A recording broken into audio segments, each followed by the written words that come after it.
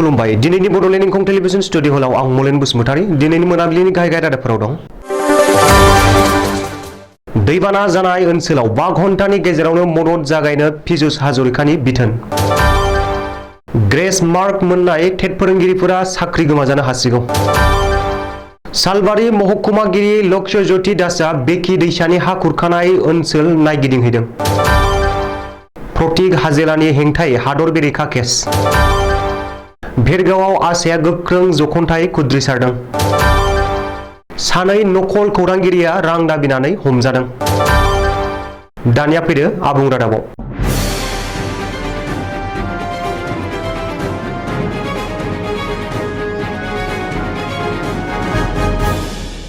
रायजोनाङै खना खनला गिख्रंथाव दैबानानि अलखद थासारि। रायजोनि मोन 29 जिल्लायाव दासिम सा 14नि बांसिन सुबुङा अबथिरा जिउ गोमाबाय आरो 8 लाखनिबो बांसिन सुबुंफोरा हालाय हाफाय जानानै दं। बेखौ नोजोर होनानैनो दैबाना जानाय ओनसोलाव 5 घन्टानि गेजेरावनो मदद जगायनो थाखाय रायजो सोरखारा बिथोन होदों। मख'नो गोनांदि आसामनि दै सम्पद मिथिहोनाय आरो सुबुं फोनांजाब बिफाननि मन्थ्रि पीयूष हाजरिकाया मैया दैबाना जानाय रायजोनि गुबुन गुबुन जायगायाव दावबायना खौरां लाहैयो आरो गुबुन गुबुन बिफाननि मावख'गिरिफोरजों सावरायनानै दैबाना जानाय ओनसोलाव 5-7 घन्टानि गेजेरावनो मदद जगायनो थाखाय बिथोन होयो।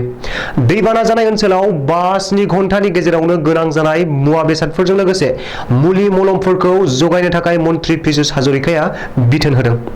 बेजों लोगोसेनो दैबाना जानाय ओनसोलाव गासैबो बिफाना खौसेयै खामानि मावनो थाखायबो पीयूष हाजरिकाया बिथोन होदों।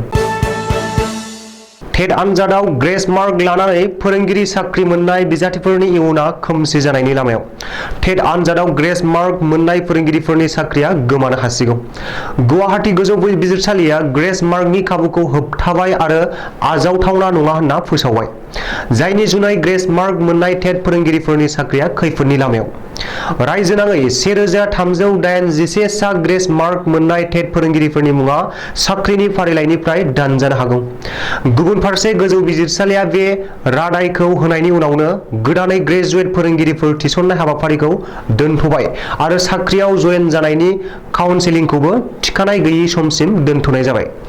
मख'नो गोनांदि ग्रेस मार्क मोननाय माखासे बिजाथिफोराबो ग्रेजुवेट फोरोंगिरि महरै थिसनथाय मोननायनि उनाव साख्रि मावगासिनो दं। बेनिखायनो गोजौ बिजिरसालिया ग्रेस मार्कनि राहाया गनायजाथावनाय नङा होननानै फोसावनायनि उनावनो साख्रि मावगासिनो थानाय माखासे ग्रेजुवेट फोरोंगिरिफोरा गावबा गावनि साख्रिया गोमानो हासिगौ होननानै गिखांदों आरो रायजोनाङै दुंहाव थासारि सोमजिहोदों। मख'नो गोनांदि 2021 मायथाइनि 14 मे अक्ट'खालिसो आसाम सोरखारा ग्रेजुवेट फोरोंगिरिफोरखौ थिसनथाय होदोंमोन। बाक्सा जिल्लानि सिङाव थानाय सालबारि महकुमानि महकुमागिरि लक्ष्य ज्योति दासआ दिनै बेकि दैसानि हा खुरखानाय ओनसोल नायगिदिंहैदों। लक्ष्य ज्योति दासजों लोगोसे जाला बेंखनारि मावख'गिरि रितम बरा, ओनसोल मावख'गिरि जियाउर रहमान आरो गबर्धना जौगाखां खोन्दोनि गोबां मावख'गिरिफोरा दिनै बेकि दैसाया खुरखानो नागिरनाय जायगाफोरखौ नायगिदिंहैयो। मिथिनो हानाय बादिब्ला सालबारि महकुमा बेंगिरि लक्ष्य ज्योति दासनि दैदेननायाव दिनै नेपालि बस्ति, खाग्राबारि, मैथाबारिजों लोगोसे गोबां गामिफोरखौबो नायदिंना खौरां लाहैयो।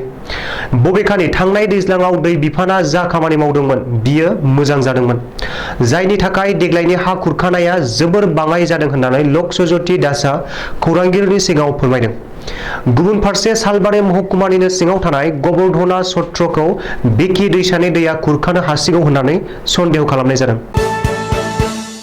एनआरसि आसामनि बारग' रायजोआरि क'अर्डिनेटर प्रतीक हाजेलानि हेंथायै हादर बेरेखा एबा राष्ट्रद्रही केस। एनआरसि खुंथाया थिसनदों बे केसखौ। मिथिनो हानाय बादिब्ला आथिखाल आसाम रायजोआरि एनआरसिनि क'अर्डिनेटर हितेश देब शर्माया बारग' क'अर्डिनेटर प्रतीक हाजेलानि हेंथायै हादर बेरेखा केस थिसनदों। एफआइआरआव मख'नाय बादिब्ला आसामनि थागिबि महरै थिसनजानाय 64,247 सा सुबुंफोरनि गेजेराव 33,794 सा सुबुंखौ बै समनि क'अर्डिनेटर प्रतीक हाजेलाया गोसो जानानैनो रिभेरिफिकेसन खालामाखैमोन होननानै सन्देह खालामनाय जादों। प्रतीक हाजेलाया जागायनायनिफ्रायनो हादर रैखाथिनि सायाव खैफोदनि खामानि मावदोंमोन, बेनिखायनो हाजेलाखौ हादर बेरेखा साननो हायो होननानै हितेश देब शर्माया जुक्ति होदों आरो राष्ट्रद्रही केस थिसनदों। उदालगुरि जिल्ला आदिवासी फरायसा आफादनि बानजायनायाव भेरगाव महकुमा बेंगिरि मावख'नि दरखं मोखाङाव दलु साहा बागानखौ उच्छेद खालामनाय, आदिवासीखौ एसटि गनायथि होनांगौनि दाबि बायदिफोरखौ लाना 2 घन्टा जखनथाय खुद्रिसारनाय हाबाफारि लायो। उदालगुरि जिल्ला आसानि आफादगिरि टिंकु उरां, गाहाय नेहाथारि प्रताप सिंह गौरनि दैदेननायाव खुद्रिसारनाय हाबाफारियाव मिरु आसानि सोलोंथाइ नेहाथारि राजु तेली, प्रकाश बरा बायदि मिरु जिल्लानि फरायसा दैदेनगिरिफोरा बाहागो लाना बिजेपि सोरखारनि बेरेखायै खुद्रिसारनायखौ गोख्रों रावै सोंखारियो।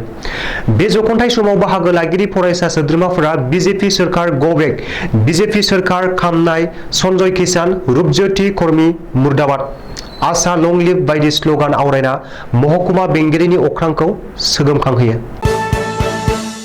गावसोरखौनो खौरांगिरि होनना सिनायथि होनानै रां दाबिनाय 2 नकल खौरांगिरि हमजादों। दरं जिल्लानि दलगावआव गावसोरखौनो खौरांगिरि होनना सिनायथि होनानै देहा फालांगिरिनिफ्राय रां दाबिनाय पर्टेल चेनेलनि 2 नकल खौरांगिरिया पुलिसनि जेआव। रिपर्ट बादिब्ला ओनसोलनि सुबुंफोरा मोनसेनि उनाव गुबुन मोनसे अजद होनायनि उनाव जोबनायाव 2 नकल खौरांगिरिखौ दलगाव पुलिसा हमनो हायो। दलगावनि एसआइ सुशांक कुमार साहनि दैदेननायाव आरो खारुपेटियानि सिआइ आश्वत्य दत्तनि मददआव अपारेशन खालामनानै देहा फालांगि सामलायग्रा न' बिगोमा फकीर आली आरो बिसिजों लोगोसे 2 नकल खौरांगिरिखौ हमनो हायो। मख'नो गोनांदि आखायाव माइक्रफन आरो गोदोनायाव मुं गैयै पर्टेल चेनेलनि आइडेन्टिटि कार्ड लाना खौरांगिरिनि लेबेल लगायना लामा लामा बेरायथिंग्रा माखासे नकल आरो पर्टेल चेनेलनि खौरांगिरिफोरनि थाखाय सम सम माखासे सांग्रां सुबुंफोराबो लाजिनांगौ जादों होननानै माखासे थाखोआव सावरायदों। दिनैनि रादाबा एसेनोसै, गोजोन्थों।